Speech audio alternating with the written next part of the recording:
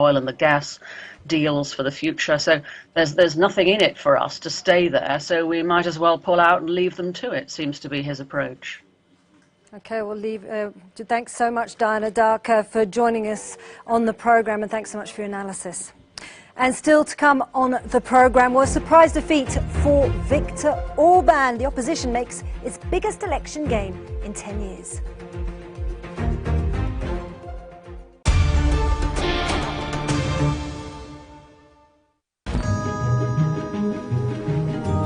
Plants capture CO2.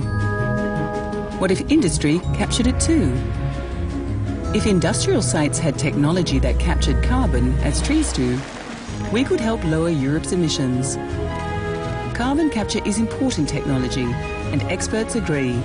That's why we're working to improve it, so industry can do what plants do.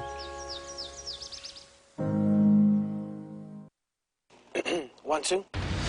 Be there, on the edge of your chair, for an event without precedent, the pinnacle of human achievement. Be there to see the alliance of art, music, fashion, and science. See a futuristic festival filled with ideas new and radical. Performance is magical in a 6-month-long spectacle. This you can't afford to miss. It's the best of humankind in the greatest show of our time.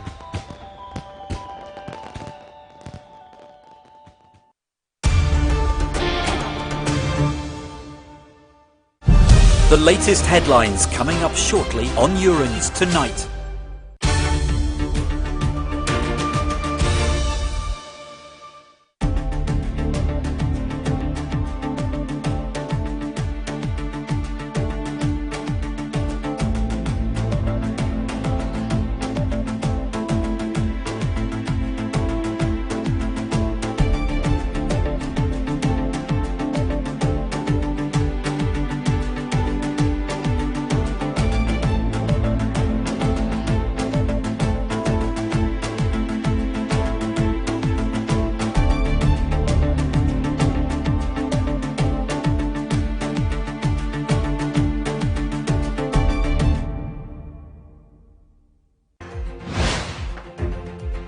Well, Queen Elizabeth has laid out Boris Johnson's plans for his government during a speech at the opening of the UK Parliament.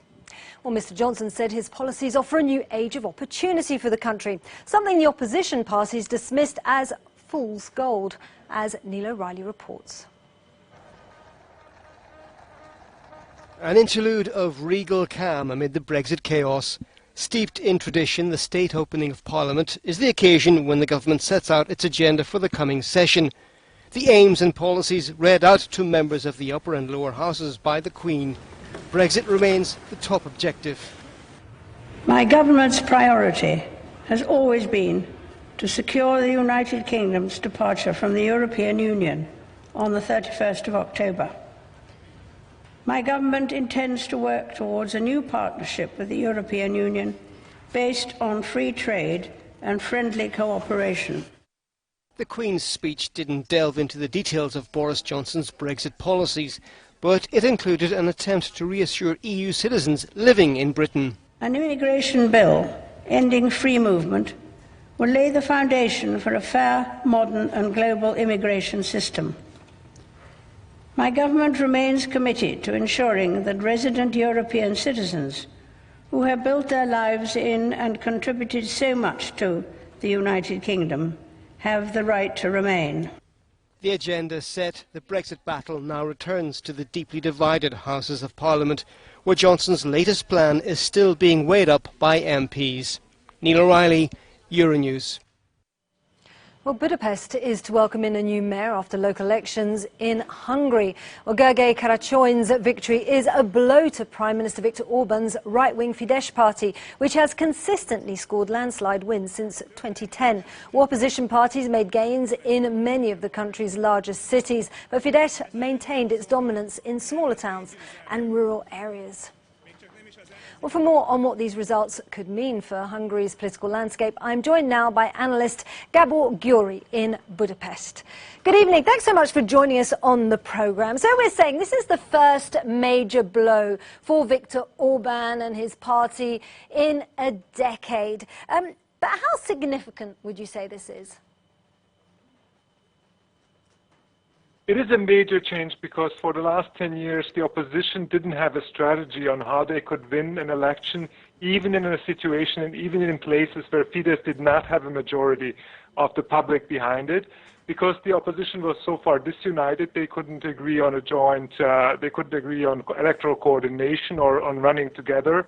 So this was the first time that there was a comprehensive strategy of coordinating candidates, of withdrawals in favor of the more promising candidates, and it was in many places a major success for the opposition because for the first time in a united way they could defeat the governing party, mayors and local councillors.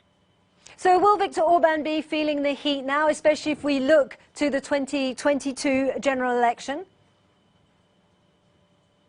Well, it is very difficult to project local elections onto national elections, and I think that if you did project yesterday's result onto a national parliamentary election, you would see that Fidesz would still hold on to a majority because they control most of rural Hungary and still several of the major urban areas.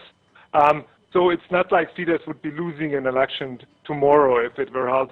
But I think that the strategic change, the major change is that the opposition knows now how in principle it could defeat Fidesz if it united. And I think for Fidesz it is also a lesson that it can be defeated. It hasn't had this lesson in a long time. And I think that they will think about how they can shift their strategy to reclaim the areas that they have lost. But for the opposition, the major challenge will be to expand this kind of electoral coordination and the success that they have had to rural areas where they're still weak. Okay, so you're just touching upon this now. So how do you think Orban is going to change his strategy to make sure that the opposition doesn't make further gains?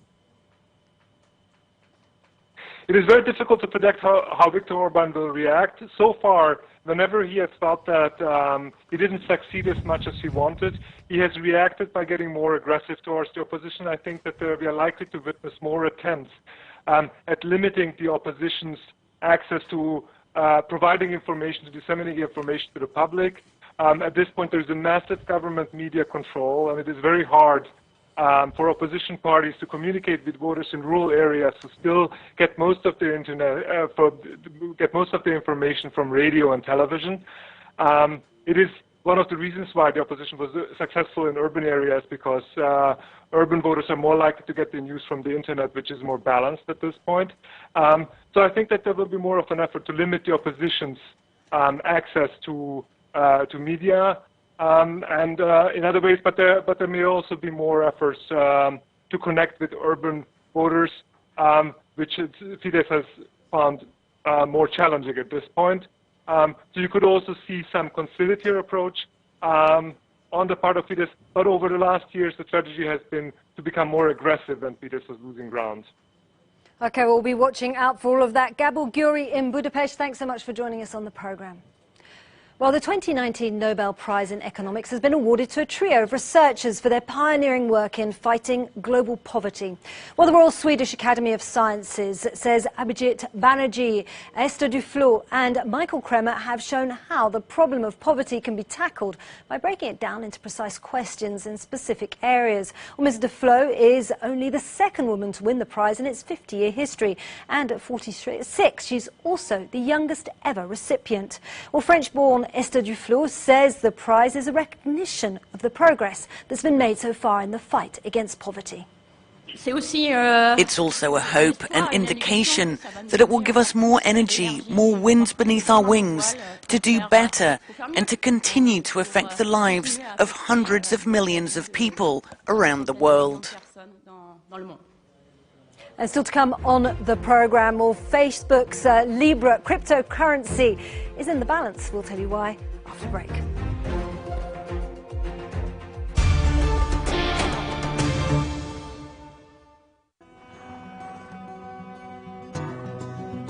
Everybody we ever bring here that sees our ranch or any part of Wyoming is just in awe of how cool it is. I have a band called the Younger Brothers Band. We just relate stuff about mountains and just cowboy lifestyle. You can't really explain it or put it on paper. Wyoming is just something you have to come out and experience for yourself. It's like nowhere else. I'll live here forever.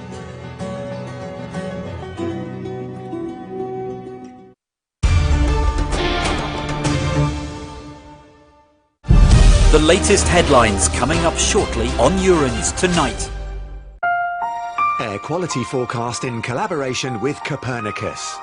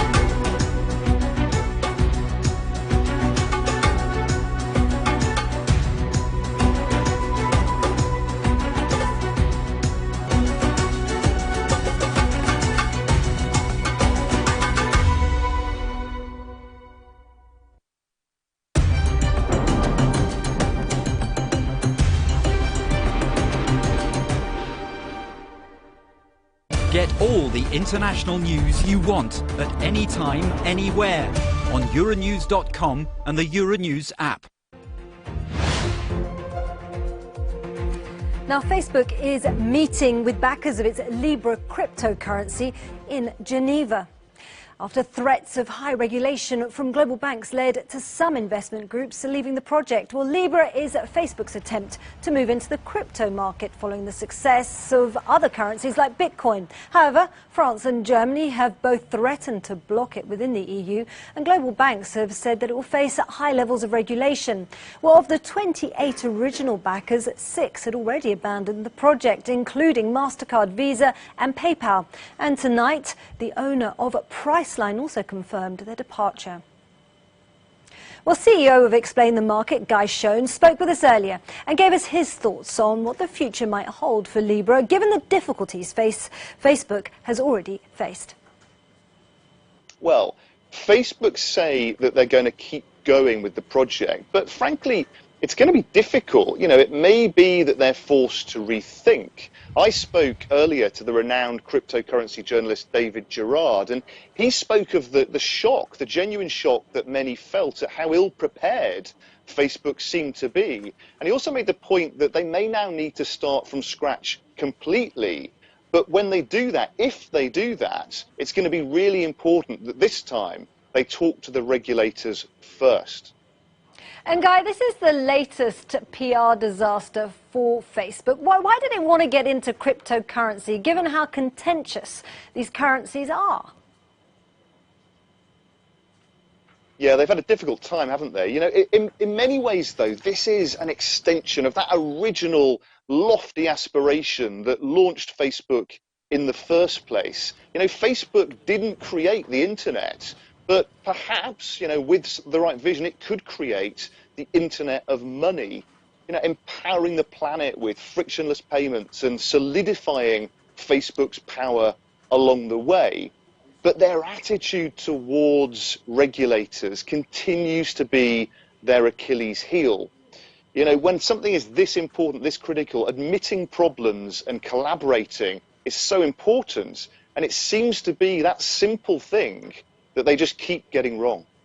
And thank you for joining us on Euronews Tonight. We leave you with a no comment from Sydney's Bondi Beach, where Extinction Rebellion activists form the shape of an hourglass in the sand, symbolising the need for urgent climate action.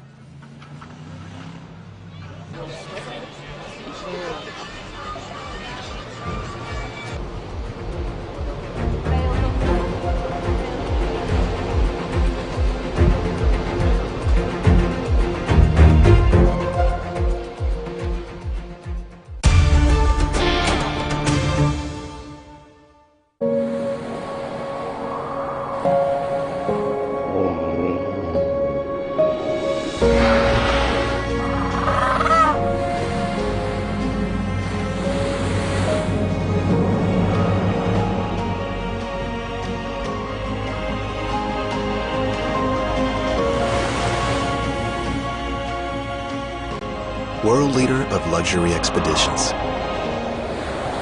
Pona.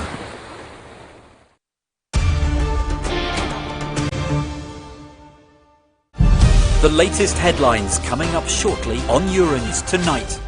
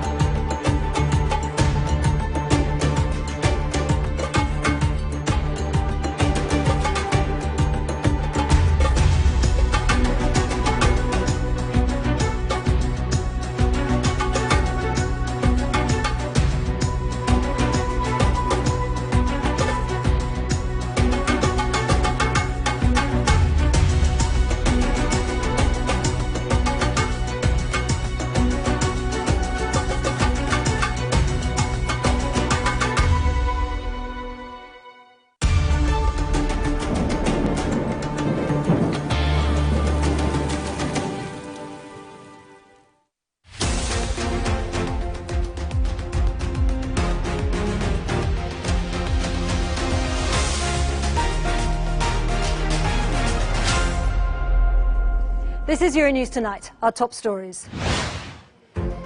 Catalan independence protesters clash with police as tension boils over after Spain jails 9 separatist leaders.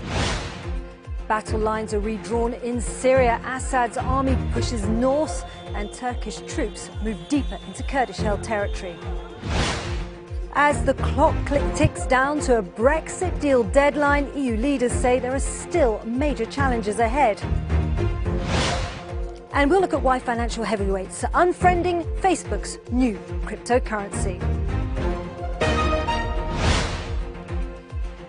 Hello and welcome to the programme. Well, thousands of people are out on the streets of Barcelona tonight. Here you can see a standoff between the police and protesters. Well, they gathered outside police headquarters and have blocked access to the city's main airport. Well, this is the Supreme Court jailed 9 Catalan separatist leaders. Well, it handed down lengthy jail sentences to all 9 for their role in the failed attempt at independence back in 2017. Well, clashes have been breaking out across the city. At the airport earlier, riot police faced off with independence supporters. 37 people have been injured and at least 1 arrest has been made. Major roads, some metro stations and trains in the region have also been affected by protesters. They want an amnesty for the Catalan leaders who are facing jail terms ranging from 9 to 13 years on sedition charges. But authorities in Madrid are not backing down. Spanish Prime Minister Pedro Sánchez says the 9 leaders must comply with the sentences. Now, the protest movement has been coordinated and driven on social media. So for that side of the story, let's head to Alex and the Cube team. News cameras will only take you so far in a story like this. In a movement driven and living through social media, you have to go to the platforms where the people themselves are talking and sharing their images. Let's take you straight then to Barcelona's airport, to what people were uploading themselves as the crowds moved in. This here showing crowds walking along the highway with a heavy police presence, blocking roads and aiming to cause as much disruption as they can. This led then to a confrontation with police both inside the terminal buildings where there was mass disruption caused, but crucially outside the front. These pictures are tallying here with what we are seeing, of course, on the news pictures. Now, one video that started going viral on social media was this one. If I can just bring you a short clip of it here. It's showing you scenes which show police, very similar to the news pictures, hitting, in this case, unarmed protesters. Now, this is going viral in the Telegram groups, in the WhatsApp chats that people are using to coordinate this movement. We confronted the Spanish police. No response. No answer to our emails, no answer on the telephone. And just to give you an idea of what the conversation looks like on social, the #1 trend in Spain is hashtag Spain is a fascist state. But look at this. The movement is moving through social media. A group calling themselves the Democratic Tsunami, a faceless group, but it is supported by the separatists, it's worth saying, are calling for people to converge now on Madrid's airport. They are calling for convoys of cars to head down to Madrid. But staying in Catalonia, if